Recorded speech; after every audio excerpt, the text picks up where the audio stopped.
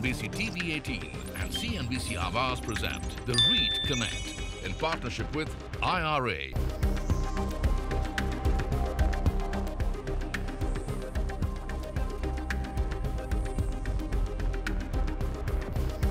नमस्कार, बहुत बहुत स्वागत है आपका द REIT कनेक्ट में, जहां पर पिछले 4 हफ्तों से लगातार हमारी बात हो रही है REITs को लेकर। एक ऐसा इन्वेस्टमेंट टूल जो रियल एस्टेट में इन्वेस्टमेंट को ना सिर्फ आसान बनाता है बल्कि सुरक्षित भी बनाता है, जहां पर आप डायरेक्टली रियल एस्टेट में इन्वेस्ट किए बिना भी रियल एस्टेट के फायदे, लाभ, उससे होने वाले प्रॉफिट्स ले सकते हैं। तो REITs क्या है ये तो हम काफ़ी हद तक समझ चुके हैं। कैसे आप REITs को कंपेयर करेंगे ये भी देख चुके हैं। दूसरे एसेट्स क्लास के मुकाबले REITs कैसा परफॉर्म करता आया है, डोमेस्टिकली भी, अभी तो यहाँ थोड़ा कम समय हुआ है, और इंटरनेशनली भी, ये सारी बातें हमने की है, लेकिन अब थोड़ा और आगे बढ़ने का वक्त है। आज के इस एपिसोड में हम बात करेंगे 2 बातों पर खास तौर पे।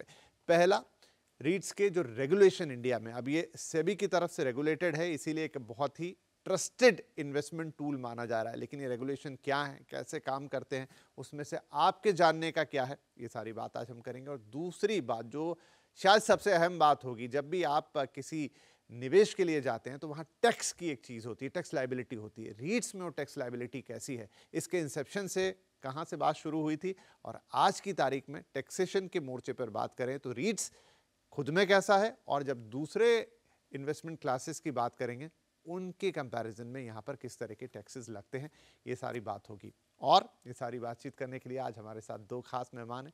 कार्यक्रम में मेरे साथ जुड़ रहे हैं नेक्सस सेलेक्ट ट्रस्ट के हेड इन्वेस्टर रिलेशन और स्ट्रैटेजी प्रतीक दंतारा साहब, जो पहले भी कार्यक्रम में आ चुके हैं। प्रतीक, बहुत बहुत स्वागत है। और साथ ही हमारे साथ हैं गुलाम जिया साहब, senior ED Knight Frank India, जो रियल एस्टेट में एक बड़ा नाम रखते हैं। आप अक्सर हमारे चैनल पे तो इन्हें देखते ही हैं, लेकिन अखबारों में इनके विचार पढ़ते हैं और चैनल्स पे देखते हैं, तो आज REITs पर भी इनके विचार जानेंगे। राइट जेंटलमैन, बहुत बहुत स्वागत है आपका। गुलाम साहब, क्योंकि हम चाह तो रहे थे कि आपको पहले भी बुलाएं, आपकी मसरूफियत ज़्यादा थी, लेकिन आज आप 5वें एपिसोड में आए। बहरहाल, तो मैं जो हमारे 2 फोकस टॉपिक हैं उन पे जाऊं उससे पहले आपकी एक राय, क्योंकि जैसा हम दर्शकों को बता रहे हैं कि REIT आपके पास एक नया इन्वेस्टमेंट टूल है कंपैरेटिवली रियल एस्टेट में इन्वेस्ट करने का, जहां आपको एक्चुअली में कोई प्रॉपर्टी नहीं खरीदनी है, लेकिन एक सुरक्षित तरीके से और एक एफिशिएंट वे में आप निवेश कर सकते हैं। आपके क्या विचार हैं इस पर? काफ़ी अरसे से जो मामूली इन्वेस्टर है, मैं मामूली इसलिए नहीं कह रहा कि कोई और मकसद हो इसका, जो छोटे इन्वेस्टर्स हैं जिनके पास बहुत ज़्यादा निवेश के लिए पूंजी ना हो, उनके लिए रियल एस्टेट में दाखिल होने का माध्यम केवल किसी मकान को ख़रीदना या दुकान को ख़रीदना हुआ करता था। पर जो पिछले तकरीबन 20-25 साल में हमारा सबसे बेहतरीन एसेट क्लास जो उभर के आया है वो ऑफिस एसेट क्लास है, जहाँ पर लोग अपने दफ्तर बना रहे हैं, ऑफिस।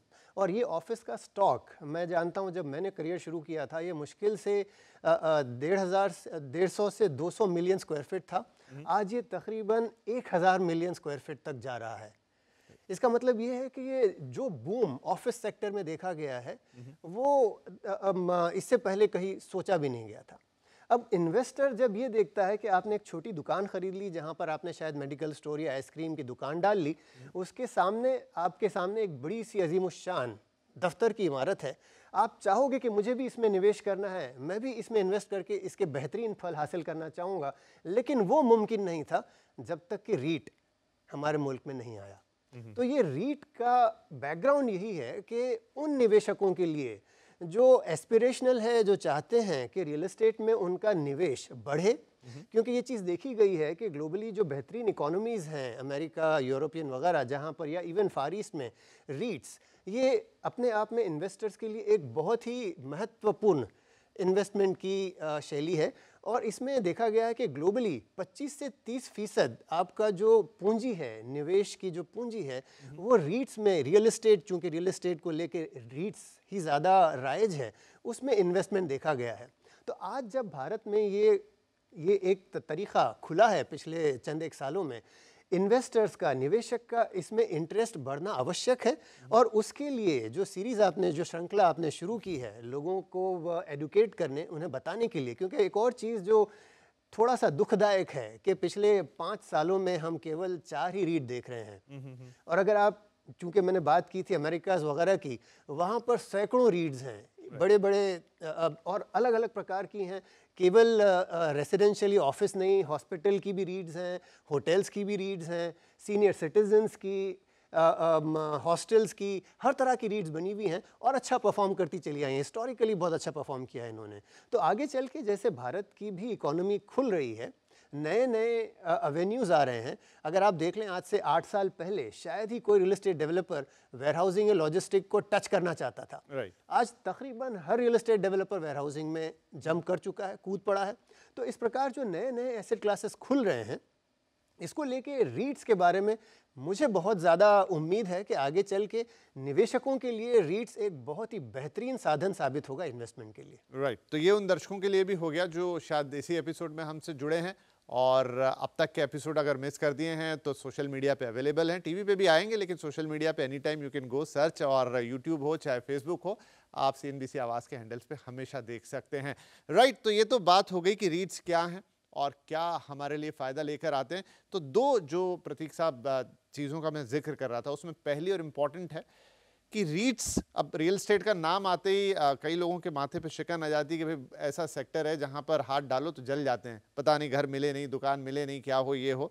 लेकिन जब सेबी की बैकिंग आ रही है, यानी रेगुलेटेड है रीट्स, और वो भी जो इंडिया का रेगुलेटर है जो कि बेसिकली स्टॉक एक्सचेंज को रेगुलेट करता है, वही रीट्स को रेगुलेट कर रहा है। एक्चुअल में कितना रेगुलेटेड है, क्या है उसकी अंदर की बातें? अच्छी बात है, सेबी का नाम है, लेकिन किस तरीके का है ये पूरा सिस्टम, कितना भरोसा इस पर कर सकते हैं? तो रीट्स के नाम में ही ट्रस्ट है। तो सेबी ने इसे रेगुलेट किया है रीट रेगुलेशंस 2014 के रेगुलेशंस में। इन रेगुलेशंस के अंदर स्ट्रॉन्ग गवर्नेंस फ्रेमवर्क और डिस्क्लोजर रिक्वायरमेंट्स है जिससे रीट रेगुलेट होते हैं। अब उसमें बात करें तो 90% ऑफ जो कैश फ्लो होता है, जो भाड़ा आता है, वो हर रीट को साल में 2 बार डिस्ट्रीब्यूट करना होता है जी। 80% की जो एसेट वैल्यू होती है वो भाड़ा जनरेटिंग एसेट क्लास में होनी चाहिए। 20% ही अंडर कंस्ट्रक्शन में हो सकती है, सो कंप्लीटेड एसेट में होता है, तो रिस्क कम होता है। लैंड नहीं खरीद सकते, राइट। जब आप देखो जो बोर्ड होता है रीट का, 50% of the directors on that board वो इंडिपेंडेंट डायरेक्टर्स होते हैं, राइट। जब आप डेट की बात करते हैं कि इन्वेस्टर्स को लगता है कि डेट में क्या ये कंपनी ज़्यादा डेट ले लेगी, एसेट्स की इतनी वैल्यू होगी नहीं, तो डेट के लिए भी लिमिट्स हैं। 49% के ऊपर डेट नहीं जा सकती, और अगर 25% के ऊपर जाना है तो उन्हें अप्रूवल लेना पड़ता है यूनिट होल्डर्स का। साल में 2 बार वैल्यूएशन कराना पड़ता है, किसी भी रियल एस्टेट कंपनी को 2 बार वैल्यूएशन नहीं करना पड़ता। 2 बार वैल्यूएशन कराना पड़ता है एसेट्स का, 2 बार एनुअल रिपोर्ट पब्लिश करनी पड़ती है। इक्विटी साइड पे तो एक ही बार एनुअल रिपोर्ट होती है। तो ये सारे डिस्क्लोजर्स जो होते हैं, जिससे बहुत स्ट्रॉन्ग फ्रेमवर्क बना हुआ है, रिलेटेड पार्टी या संबंधित पार्टी ट्रांजैक्शंस पे मजबूत निगरानी करते हैं। स्पॉन्सर्स वोट नहीं कर सकते, पर्टिकुलर लिमिट के ऊपर जाते हो तो तुम्हें इंडिपेंडेंट वैल्यूअर्स की रिपोर्ट चाहिए होती है। तो ये सारे रेगुलेशंस जो होते हैं वो इस प्रोडक्ट को बहुत ही स्ट्रॉन्ग, सेफ बना देते हैं एंड ट्रूली ट्रस्टवर्दी बनाते हैं। राइट, गुलाम साहब, तो शायद तुलना करना तो सीधा सीधा ठीक नहीं होगा, लेकिन रियल एस्टेट में भी अब हमारे पास रेरा है जो कि रेगुलेटर है, और यहाँ पर सेबी रेगुलेट कर रहा है जो कि हमारा स्टॉक एक्सचेंज रेगुलेटर है। जो प्रतीक साहब ने कहा कि साल भर इतना सब कुछ बताना पड़ता है, इतने डिस्क्लोजर्स हैं, काफ़ी सारे नियम हैं कि आप क्या कर सकते हैं और क्या नहीं कर सकते हैं, तो क्या जो कन्वेंशनल रियल एस्टेट है उसके मुकाबले रीट्स ज़्यादा सुरक्षित लग रहा है? अभी जैसा हम देख रहे हैं पिक्चर में कि यहाँ सेबी का रेगुलेशन है, उधर भी रेरा है, लेकिन क्या तकलीफें हैं रेरा में अभी हम सब जानते हैं। मैं बिल्कुल कन्विंस्ड हूँ, मुझे इस बात का पूर्ण विश्वास है, यकीन है कि रीट्स की जो गाइडलाइन है वो नॉर्मल रियल एस्टेट से कई दर्जे बेहतर है। और उसका सीधा साधा कारण यही है कि सेबी के पास कई दहाइयों का तजुर्बा है, और उन सारे तजुर्बात का निचोड़ आज आपके पास ये रीट गाइडलाइन के तौर पे सामने पैदा किया गया है। और जहाँ तक सवाल है रेरा का मकसद थोड़ा सा अलहदा है। रेरा का मकसद है जो ख़रीदारों ने अपने मकान या रियल एस्टेट ख़रीदा है जो अंडर कंस्ट्रक्शन है, केवल अंडर कंस्ट्रक्शन। रेरा आपको रेडी प्रॉपर्टी पे लागू नहीं होता। यहाँ पर बहुत अलग है। यहाँ पर सबसे पहले, जैसा अभी प्रतीक जी ने बताया कि 80% तो आपको रेडी प्रॉपर्टी में ही जाना है, राइट। केवल 20% आप अंडर कंस्ट्रक्शन में जा सकते हो। तो ये इतना जकड़ दिया है इन्होंने सारे क़वानीन, सारे रेगुलेशंस में कि मैं आंख बंद करके रीट्स में पैसा लगा दूंगा बनिस्बत इसके कि किसी डेवलपर से ख़रीदूँ। और मकसद बन सके किसी डेवलपर को बदनाम या डेवलपर फ्रेटर्निटी की बदनामी मकसद नहीं है, केवल यही कहना है। चूँकि हम सिर्फ ये दोनों गाइडलाइंस का या रेगुलेशन का मवाजना कंपैरिजन कर रहे हैं, तो इसलिए मैं कहना चाहता हूँ कि रेरा शायद बिल्कुल न्यू बॉर्न है, जबकि सेबी के जो रेगुलेशंस हैं वो बालिग हो चुके हैं, मचॉर्ड हैं, और उस वजह से उनमें एतमाद, उनमें कॉन्फिडेंस उतना ही ज़्यादा होगा जितना रेरा में नहीं हो पाएगा। राइट। प्रतीक, ब्रेक लूँ उससे पहले, क्योंकि अभी सब कुछ नया नया, रीट्स अभी हमारे यहाँ एक तरीके से अपना चाइल्डहुड गुजार रहे हैं, तो जो सेबी रेगुलेशंस है और आप खुद एक रीट को रिप्रेजेंट करते हैं, क्या आपका तजुर्बा रहा है कि वो रेगुलेशन इतने टफ हैं कि फॉलो करना मुश्किल है? अब ये एक ईमानदार आंसर आपसे चाहूँगा, वर्ल्ड वाइड जो रेगुलेशन है उनके कंपैरिजन में हम कहाँ खड़े हैं? अभी थोड़ा सा और इनमें बेहतरी की ज़रूरत है ताकि ट्रस्ट और बढ़े।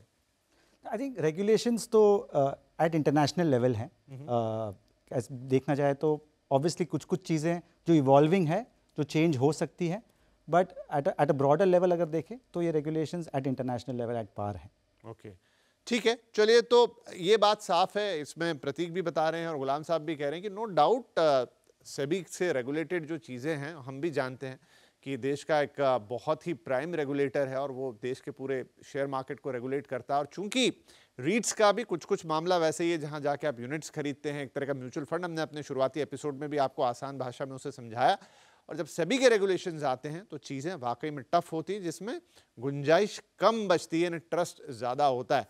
राइट, तो ये तो एक पहलू हो गया कि भाई ये ऐसी जगह है जहां पर आप भरोसा करके निवेश कर सकते हैं, क्योंकि रियल एस्टेट निवेश के मामले में, वैसे निवेश के मामले में थोड़ी दिक्कतदायक जगह है। राइट, तो प्रतीक, यहाँ शुरुआत में आपसे ही करता हूँ, सिंपल भाषा में आप हमें बताएं कि रीट पर इस समय एक इन्वेस्टर के एंड पर किस तरह के टैक्सेशन है? सो इन्वेस्टर को दो तरह की इनकम आती है, एक डिस्ट्रीब्यूशन होती है और एक कैपिटल गेन्स होता है जब वो रीट के यूनिट बेचते हैं। अब डिस्ट्रीब्यूशन जो होता है वो 3-4 प्रकार के होते हैं। डिविडेंड जो होता है वो कम्प्लीटली टैक्स फ्री होता है इन्वेस्टर के हाथ में। ओके। इंटरेस्ट कंपोनेंट जो आता है, वो जो रीपेमेंट होती है वो उनको स्लैब रेट्स पे टैक्स लगता है, जो इन्वेस्टर का स्लैब रेट होगा उस हिसाब से टैक्स लगेगा। ठीक है। एंड तीसरा होता है रीपेमेंट ऑफ डेट, उस पर ऑन डिस्ट्रीब्यूशन टैक्स नहीं है। जब भी वो इन्वेस्टर वो बेचेगा जो यूनिट, तब उनका कॉस्ट ऑफ एक्विजिशन जो होता है वो कम हो जाता है, ऑटोमेटिकली कैपिटल गेन्स बढ़ जाता है, तो डिस्ट्रीब्यूशन पे टैक्स नहीं लगता। Okay, right. एंड तीसरा चौथा है other income. Other income investor के हाथ में टैक्स फ्री होती है। और जब हम कैपिटल गेन्स की बात करते हैं तो जो नॉर्मल रेट्स हैं, लॉन्ग टर्म कैपिटल गेन्स 10% पे मिलता है and short term capital gains 15% पे होता है। ऑब्वियसली पीरियड जो होती है वो 36 मंथ्स की होती है टू डिटरमाइन लॉन्ग टर्म है या शॉर्ट टर्म है। ठीक है, बस इसके अलावा कोई? This is the simple understanding of taxability. Okay, तो यहाँ पर आपने कहा एक इंटरेस्टिंग पॉइंट की, जो अभी गुलाम साहब और आप, हम ब्रेक में भी बात कर रहे थे कि जब रिटर्न ऑफ डेट, राइट, वो थोड़ा कुछ उस पर अनाउंसमेंट रिसेंटली आए और उसमें चेंजेस हुए, वो क्या है? इसमें यूँ समझें कि जब निवेशक अपने फंड में एंट्री कर रहे हैं, जब उन्होंने फ़ंड खोला है, उनकी एक्विजिशन कॉस्ट है, वो कॉस्ट इनके पास कैपिटल है, एज ए कैपिटल ट्रस्ट के पास है। अगर ट्रस्ट किसी कारण उसमें से कोई शेयर इनको रिटर्न करता है कि जो आपका ओरिजिनल कैपिटल था वो आपको रिटर्न कर रहा है, या एग्जिट हो रही हैं, ये दोनों में से किसी एक सिचुएशन में जब आपको once again as a capital return हो रहा है, तो ये एक ऐसी अलहदा चीज़ थी जिसमें आपका कि पिछले कुछ वक्त तक के लिए टैक्स फ्री हुआ कर रहा था।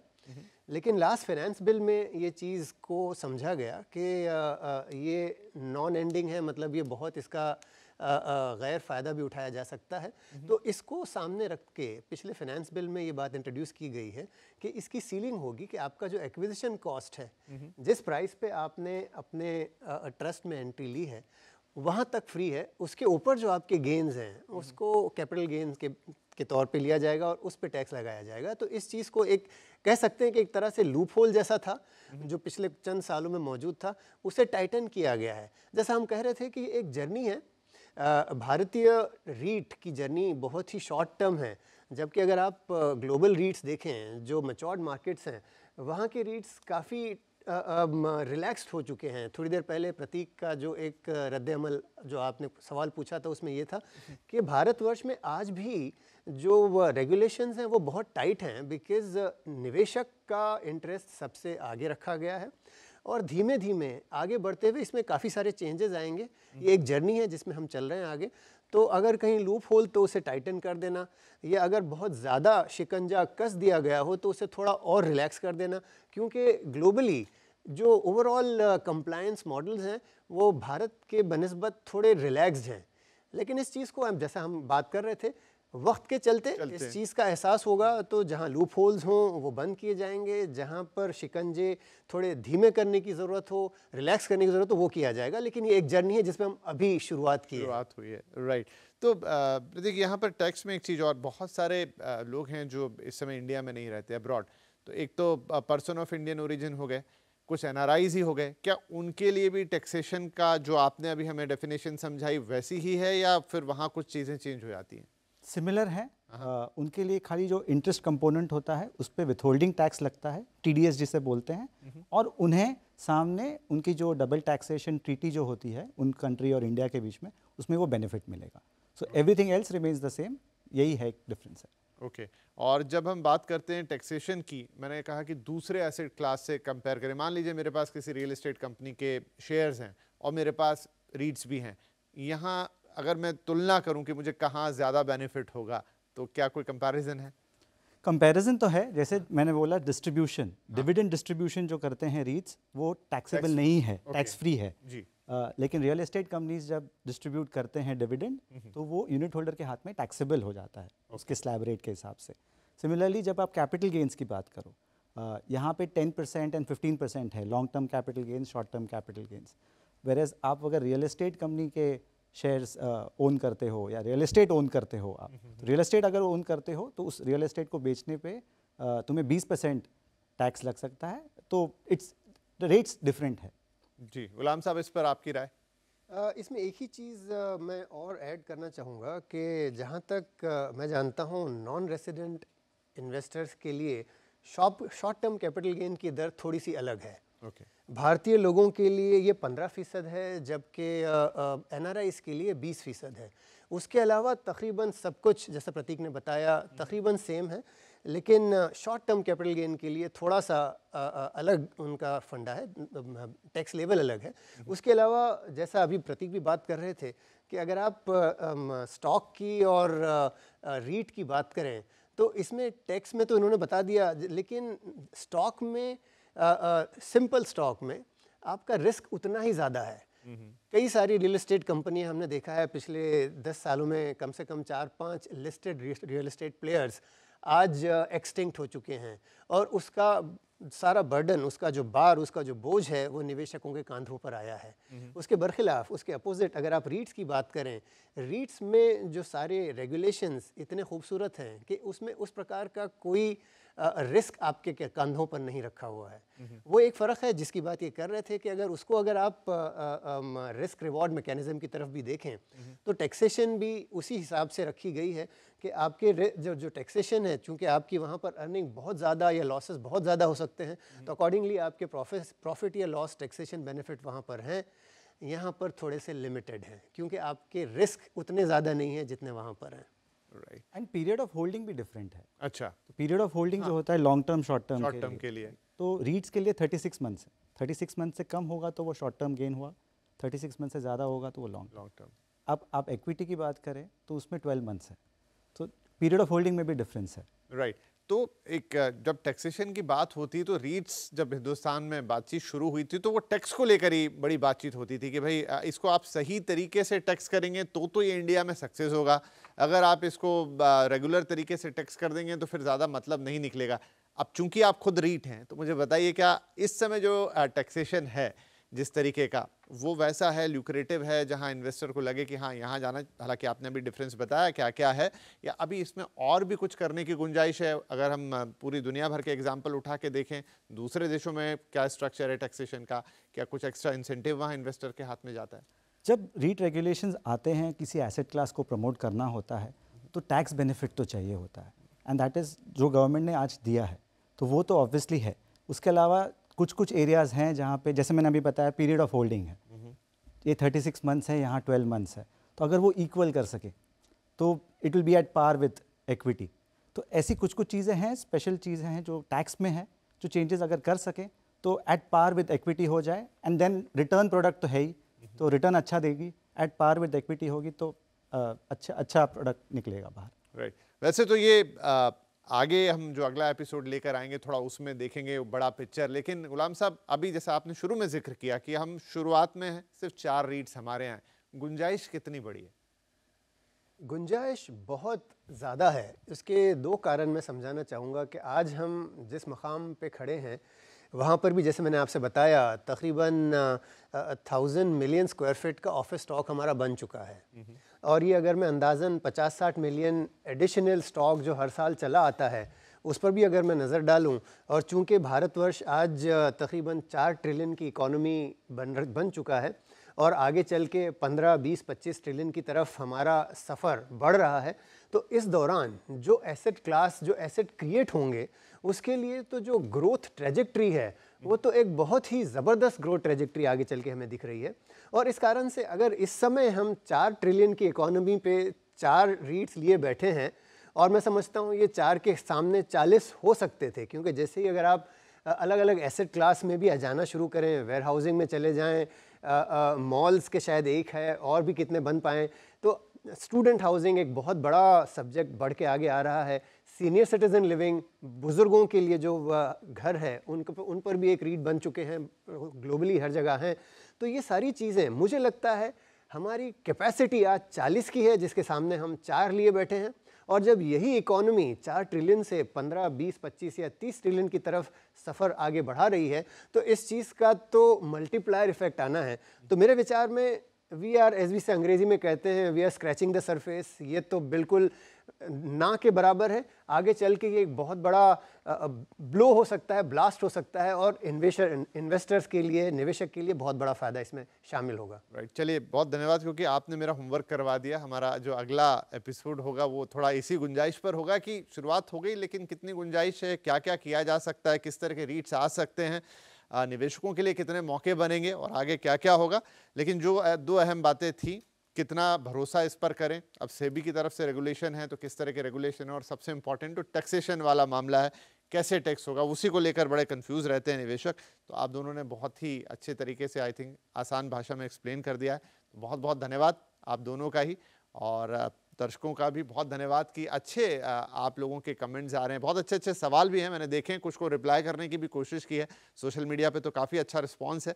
तो आई होप कि ये एपिसोड भी आपको अच्छा लगेगा, और इसका आने वाले एपिसोड में और विस्तार से बातें होंगी। लेकिन फिलहाल आज के लिए समय अब यहीं समाप्त हो रहा है, तो आप दर्शकों का भी बहुत बहुत धन्यवाद इस कार्यक्रम में और सीरीज़ में हमारे साथ शामिल होने के लिए। नमस्कार।